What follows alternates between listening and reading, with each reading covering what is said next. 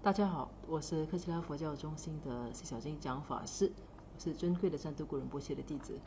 那在上一期呢，跟大家谈到了仁波切，他从新泽西州，就是离家出走，为了佛法离家出走，终于到洛杉矶，在那里开始，后来就开始定下来落脚了，并在东方大学的里奥普尔登博士的一个带领下前往图登达杰林，并找到了他的第二位上师，也就是格西初心格尔辛。那在把格西初心格尔辛当成上师之前的仁波切，他是一个很注重他就是医子之心、医师之心很重的一个人，所以他也像就是说，还刻意的打电话向他的第一位上师，也就是堪苏洛桑达钦仁波切，就向他请求他的允许。当然，堪苏洛桑达钦仁波切当然就是毫不犹豫的，也很随喜的就说，这是一个很好的老师，你一定要向他学习。所以就这样子，仁波切在洛杉矶，在图登达杰林定了下来。那但是在这样子定了下来过后呢，由于在美国的佛教中心，其实就是他们并不是提供免费住宿的，所以仁波切在那里呢，要生活啊，要住宿啊，都需要钱，所以他必须，所以来到今的这个环节呢，就是要说他怎么工作，做几份工作来平衡他的收支。那这个小题呢，今天这个小题是3份工作平衡收支。我在这里给大家念一念。在没有家人和朋友的经济支持下，为了平衡收支，仁波切只得努力工作。还在上高中的时候，仁波切晚上就在离包伯家步行25分钟远的麦当劳工作。一开始仁波切负责烹饪，后来当收银员，接着工作岗位又换到德莱素。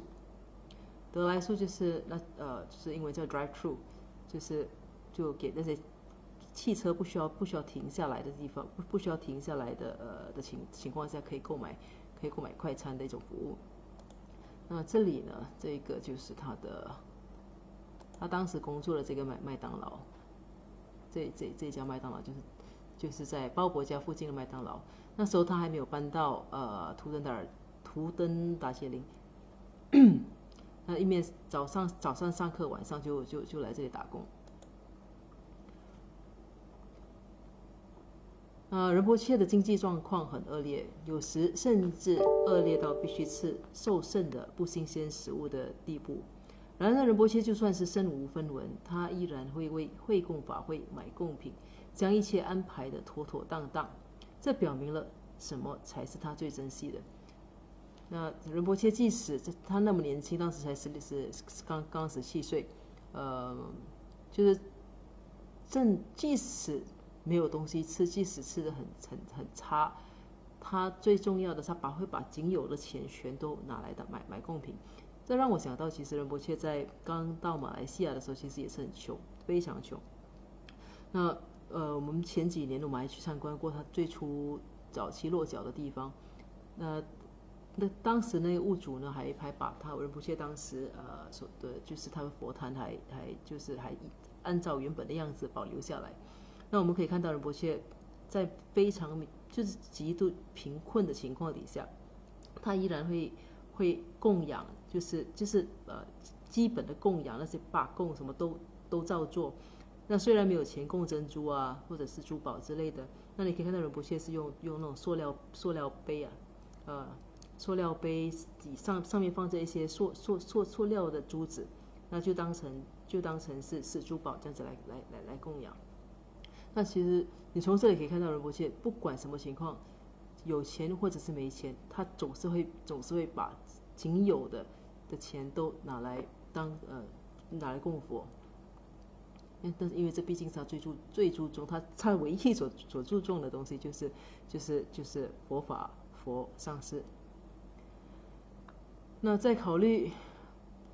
过搬到佛教中心之后，往返麦当劳所需耗费的时间，仁波切开始申请靠近佛教中心且有更高薪资的工作。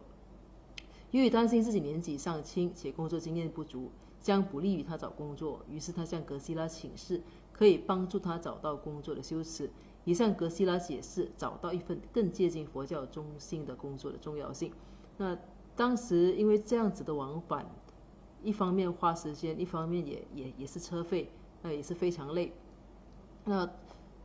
因为美国地方很大，其实每一个就是每一次的奔波其实都耗时蛮长的。那所以仁波切为了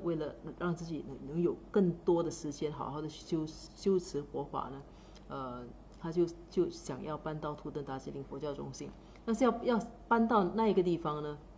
它就相对的就是说它的花费就会比较巨大，所以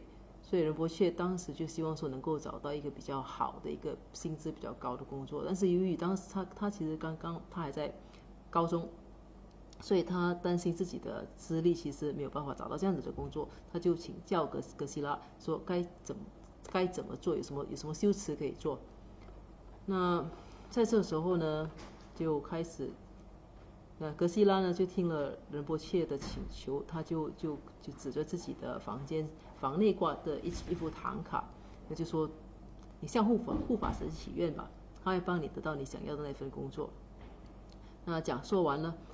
仁波切就在唐卡前行大礼拜，并在格西拉的指示下口头上请求护法神的帮助。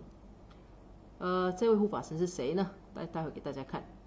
那3天后，仁波切接到来自佛陀玛的照相馆打来的电话，告知他的应征已经成功了。这份新工作地点距离佛教中心乘搭公共汽车约30分钟路程。那乘搭汽车30分钟路程，可能对有些人来说可能还算是遥远的，但是在美国这种地方，它已经算是蛮近的，因为他们很多时候就是一个很简单的所谓的近，也就是半个小时到1个小时的车程。所以仁波切在请求护法的帮助过后，在3天过后，他就成功的得到了这份照相馆的工作。那格西拉的这个唐卡中的这位护法是谁呢？那这里说，直到后来仁波切才知道，格西拉那位唐卡中的护法神就是多杰雄登，跟他在豪威尔拉西甘巴林寺一个壁橱里所看到的是同一个护法神。如果大家还记得的话，就是仁波切最初在他小时候在新泽西的拉西甘巴林，他曾经就很好奇的去看过，去打开过看出洛桑达钦仁波切的侄儿，也是他的助理的柜子。他很好奇出家人的柜子是长什么样子的，结果他打开那柜子呢，就发现里面供着一个护法的像。那个助理呢，那个罗塔呢，他一发现仁波切看到这个，就匆匆忙忙的把这个壁橱呢就关了起来，那从此也把自己的门锁了起来。所以这幅像呢，所以仁波切在这里在格西拉的这个房里呢，算是第2次的看到了多杰雄的护法。那这个唐卡呢，给大家看一看当时仁波切所看到的这幅格西竹心格尔星的多杰雄土中的唐卡。那这一幅就是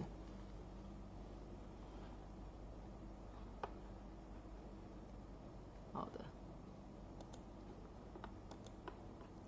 那仁波切呢，周1到周6在佛陀玛的照相馆上班，1周再抽出4天晚上的时间继续到麦当劳上班。他还在一家百货公司找到了第3份挂衣服的工作，1周去3次，所以总共是3份工作。周1到周6在佛陀玛照相馆上班，每1周再抽出4个晚上继续到麦当劳上班，然后还在一家百货公司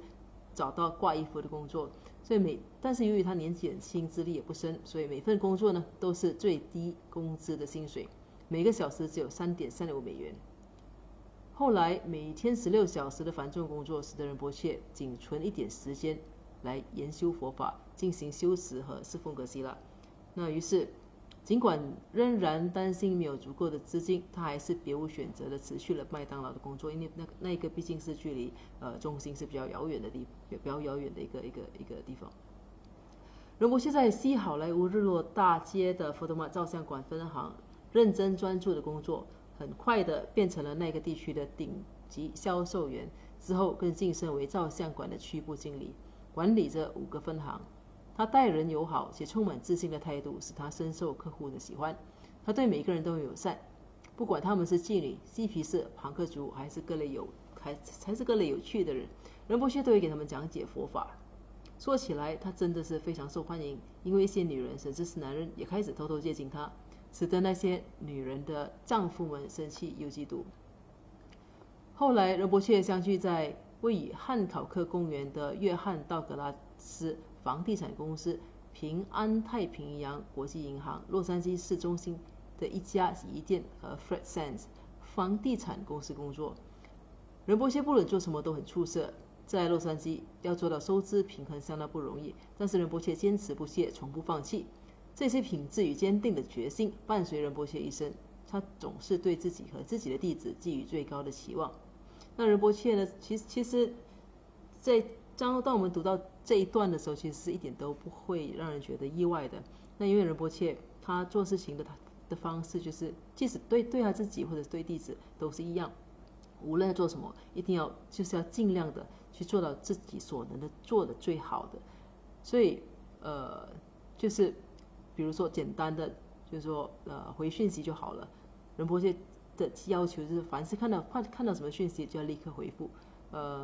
答应过的东西一定要完成。所以就自己就是这些看似很简单的一些指示，那其实如果认真去做了，其实你就会发现，其实自己会比别人表现得更出色。所以仁波切当时呢，他本身当然也是非常聪明的，所以他很快的他在福特曼照相馆工作了，很快就升为区部经理，开始就管理5个分行。而且因为他态度非常友善，他从来不会看轻任何人啦，不管你是嬉皮士啦，是同性恋啦，是庞克族啦，还是各种各样的人，他都是非常友善的对待每一个人，所以大家都非常喜欢他。那过后他还相继在好几个地方工作。那这里给大家看一下当时仁波切在这个佛陀玛的一个照片。这是当时的仁波切年轻的时候，他在在佛陀玛工作表现非常出色，所以很快就升级了。这一个呢，也是仁波切曾经工作的其中一个地方，这是一个洗衣店。那下面这张图，右下角这张图呢是仁波切，他跟他的同事相处很愉快的。那仁波切在这个洗衣店工作了相当长一段时间。后来他听到宋仁波切圆寂的消息的时候，其实他也正在这一个洗衣店里工作着。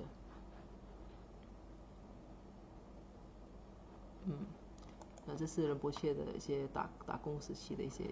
故事。那仁波切呢，他前往工作啦、佛教中心啦，当时当然是没有开车嘛，所以他的交通工具就是搭公交车的。所以有一次仁波切正站在公交车站等车时，有一辆蓝色的大车停了下来，司机开始按喇叭，有人用肘轻推仁波切说道：“我想那个女士是在对着你按喇叭。”开车的是位漂亮的金发女士，名叫戴安。戴安在公交车上见过仁波切几次，两个人也只是曾经简单的聊了聊天。他看到仁波切在公交车站等车，便把车子停下来，问他是否想要搭车去上班。仁波切同意了，于是就上了车。虽然他的年纪比仁波切要大很多，但是两个人很快就成了朋友。不久后，戴安开始跟着仁波切到图登达杰林佛教中心，最后还皈依了至尊宋仁波切。那这是一个很典型的，就是仁波切跟每一个人接触，跟每一个人相处，他其实最终的目的，其实他总是希望能够把佛法带给对方。那戴安呢，就是一个其中一个例子，给你看一个，他在公交车上就是戴安只不过是他在公交车上遇到的一位女孩子，给你看一下她的照片。那这是戴安，当时是一个漂亮的金发美女。那这样的一位金发美女，那仁波切就把他带到了图登达杰林佛教中心。那也因为仁波切的一种介绍和就是他的介绍和带领呢，这位戴安也很幸运的后来成了至尊颂仁波切的弟子。再看这个也是就在左边这个白衣的就是戴安，那右边呢这位红衣服的呢就是叫马佐利。这马佐利后来出家为尼，名叫阿尼拉洛山卓玛。那其实仁波切跟戴安的全名叫戴安乌卡洛维奇，我都忘记把这个画面转向自己。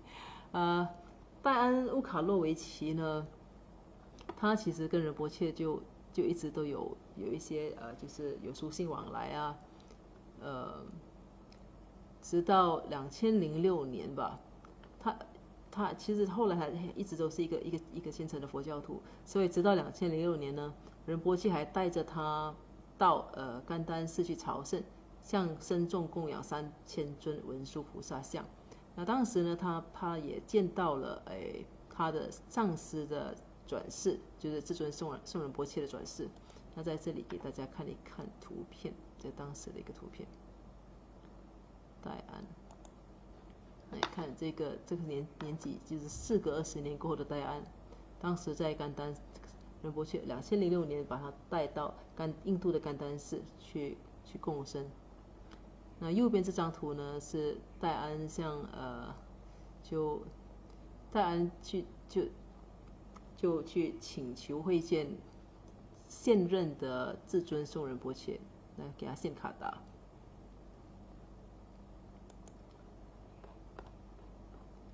那另一位呢，刚才图片中看到的这位红衣服的这位，后来出家了。那这位马佐利，他后来出家了，名叫阿尼拉洛山卓玛。那阿尼拉洛山卓玛呢，仁波切在几年前，他的就是这个承诺的一个探访团队到美国去的时候，也有拜访了他。那根据这个阿尼拉洛山卓玛他的一个回应呢，他说，不管仁波切挣的钱有多少，他都会交给中心，因为他在那里居住。他用挣得的钱为大家买衣服，他喜欢买食物，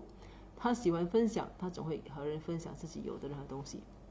有一次，我们正在进行一场小型闭关，我感冒生病了。那时，唯一照顾我、唯一关心我的人便是仁波切。他来看我的时候，给我带了茶、食物，还有暖的毛毯给我保暖。他照顾我，只有他，没有别人。所以，其实这就是仁波切他从年轻到现在，对每一个人的照顾都是无微不至的。就是只要让他知道，让他发现有任何人病了，弟子啦，或者是一些就是负责帮忙的一些义工啦，或者是在这里工作的一些其他的工人啊，他只要发现说他就是有任何人有一些不舒服的话，仁波切都会第一时间的就会安排药物啦，安排就是平时在没有生病的时候，他也会安排一些营养品啊，就送大家营养品，特别的照顾。那如果发现有些时候弟子生病了，他还特别会安排一些就是拉脏的处方啊，去煮一些感冒茶啦，或者是煮粥啊之类的东西，就特别送到那位弟子家里。其实是要一直这样子的照顾，直到那个弟子已经完全的痊愈为止。那这是仁波切的一种方式。那当然他也就劝告，也希望弟子们也都能够这样做。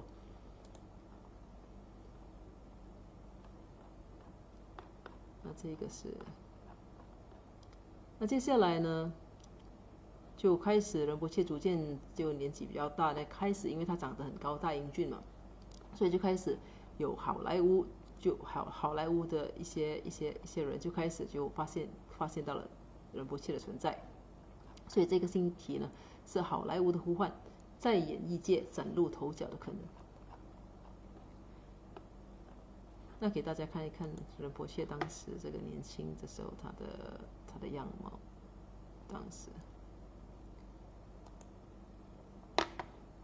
17、18岁的仁波切，这17岁左右的，长得相当是很前卫，是有点叛逆。但是他时时刻刻他最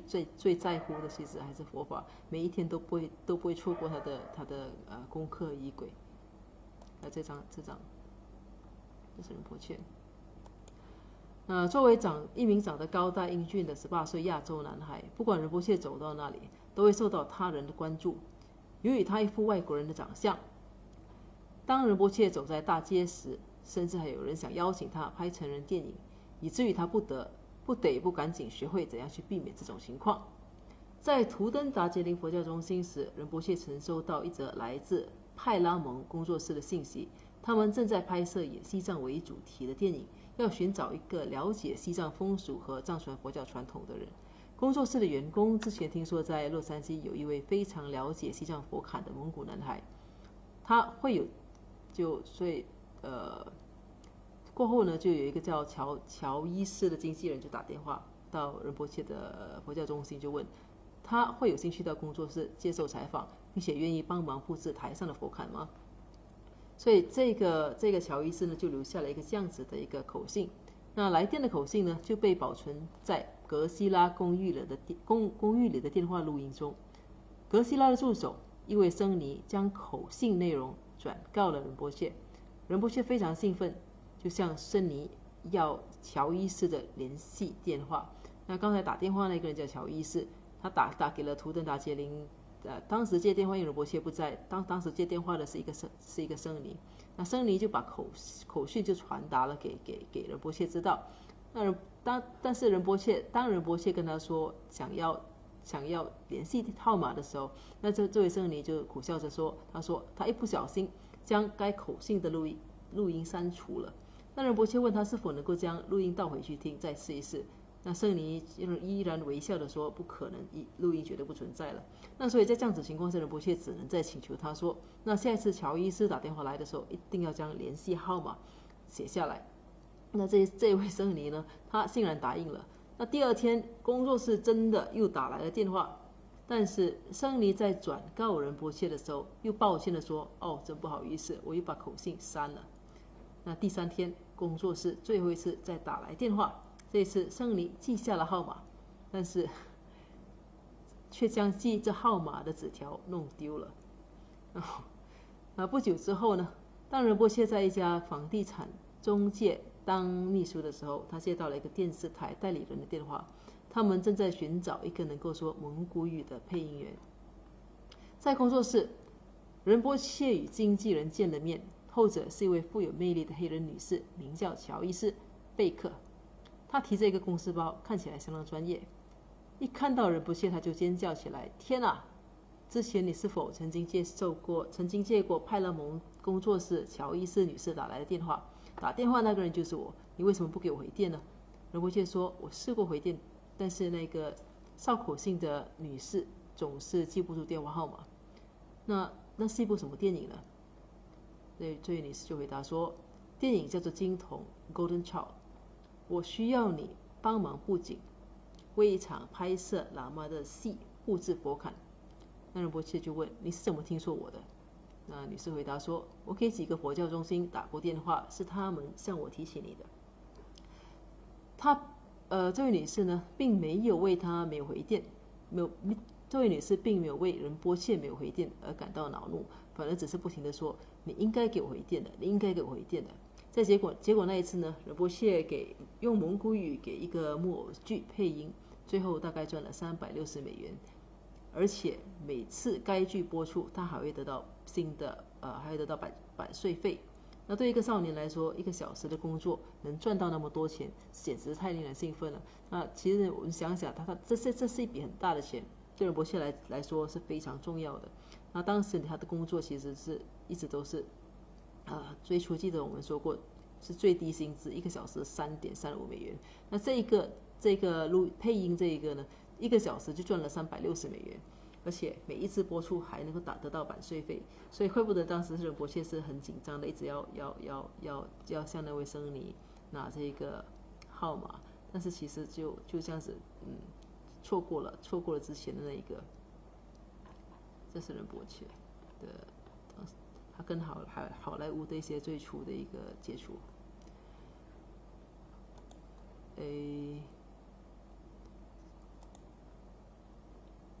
看一看。那仁波切呢？当然年轻人嘛，16、17岁，而且在洛杉矶这个地方，所以这个新的题呢是在洛杉矶的日子跳舞佛法跳舞。那什么叫跳舞佛法跳舞呢？那身处洛杉矶，你怎能不享受一下生活呢？年轻、帅气又充满活力的仁波切在洛杉矶尽情享受生活。晚上他会到俱乐部去，和朋友们在日落大道和西好莱坞开车兜风。那时正是20世纪80年代，那是一个留长头发、穿紧身牛仔裤、跳迪斯科的年代。仁波切那时很喜欢跳舞，他最喜欢的歌手是麦当娜，那现在依然是。他看起来总是比实际年龄小，所以守门人经常认为他用的是伪造的身份证。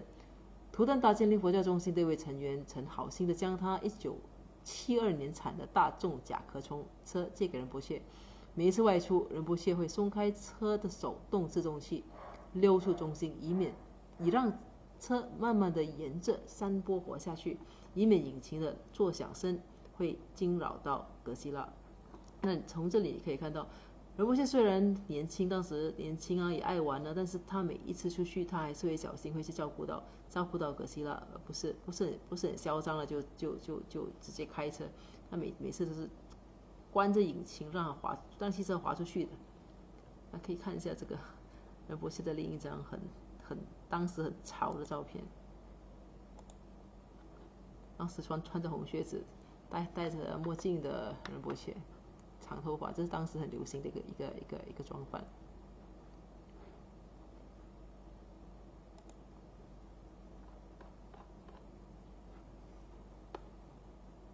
那仁波切的，那这位呢是仁波切的，当时的好朋友，在洛杉矶的好朋友之一，叫 Eric 的。那在俱乐部玩个通宵之后呢，仁波切通常就在俱乐部玩通宵之后，仁波切通常早上6、7点才回到他的出租房，他的出租房就在哥斯拉的楼下。那回到之后，他立刻倒头就睡，过不久就会醒来参加哥斯拉早上10点的开始，6、7点抵达出租房，那早上10点就起来参加开始。那尽管忙于工作及社交生活，仁波切从不忽略自己的佛法修持。无论熬到多夜，他总是坚持完成当天的仪轨才上床睡觉。有时他会赶回家，在修完仪轨后，再赶去另一个俱乐部参加下一场派对。当仁波切与朋友戴安在俱乐部里玩到很晚后，当他们在俱乐部玩到很晚之后，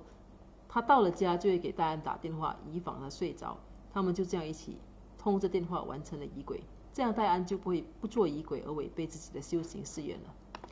仁波切在外面参加派对时常结交新朋友，但也总是会和对方谈起佛法的话题。其中更有一些人在跟仁波切交谈之后，就开始来佛教中心修习佛法。对仁波切而言，佛法始终至关重要，其他一切都是次要的。所以尽管外表看起来是一个很爱玩的一个少年，但仁波切永远都是把佛法当成是最主要的，他绝对不会错过仪轨。那直到今天，他也从来不会错过仪轨，不管工作多么繁重，不管多么累，不管多少个小时没有睡觉，有时候是他总是不会错过的。这就是他的上司所给他的仪轨。在年轻的时候，从年轻的时候都是这样子，一面爱玩，即使是爱玩就是在派对之间呢，一有时间就回家做他的仪轨。那再不然呢，就是不管玩到通宵，玩到早晨回来还是要继续做仪轨。那这是仁波切几十年如一日都是这个样子，可见就是这才是他佛法才是他最在乎的。那之前那一段呢，讲的是仁波切在他在图登达戒令开始定下来之后，怎么工作啦，怎么工作他的一些生活，比如说工作跟娱乐之间，还有他工作娱乐跟佛法之间的一些平衡。那这一节呢，到此为止。那接下去我们会开始介绍他怎么遇到宋仁波切。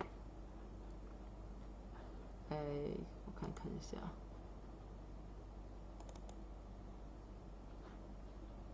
那大家有什么问题吗？或者是有什么东西要分享的吗？